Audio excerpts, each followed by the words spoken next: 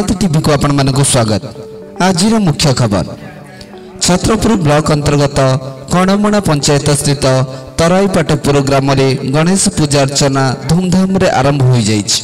प्रतिवर्ष भली एही वर्ष मध्य बहुत आडंबर होइथिबा बेले एही वर्ष उच्चकोटीर सह बहुत खुशीर अनुभव होइछि बोली यूथ ग्रुप मेंबर माने कहिसंती।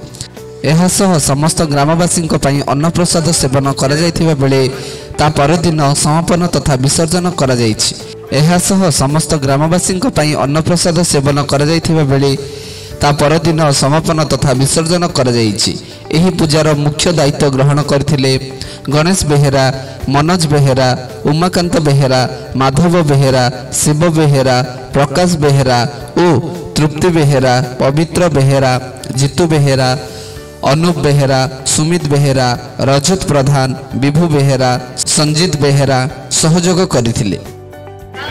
रणस्थी टीवी को आपनको स्वागत। आपनको परिचयटा उमाकांत बेहेरा।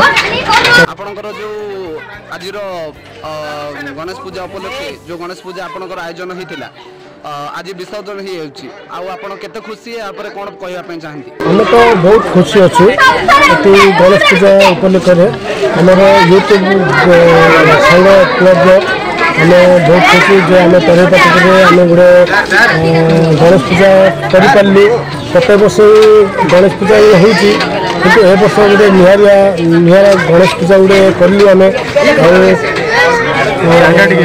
काली आमर गोटे अन्न प्रसाद गोटे थी ताबली आम गोटे गाँव गोटे सहयोग लेकिन आम गोटे पूजा करूँ अन्न प्रसाद भी करूँ आज आम विसर्जन भी करुँ बहुत खुशी आम बहुत खुशी आम।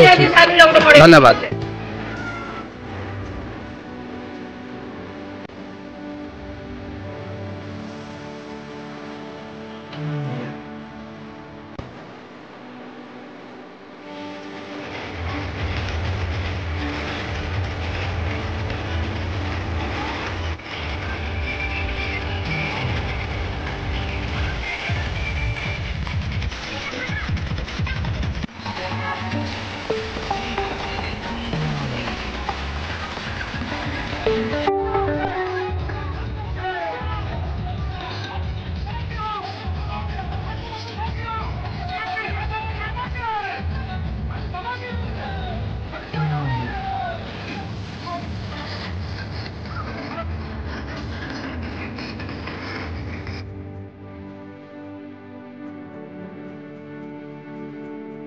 Audio.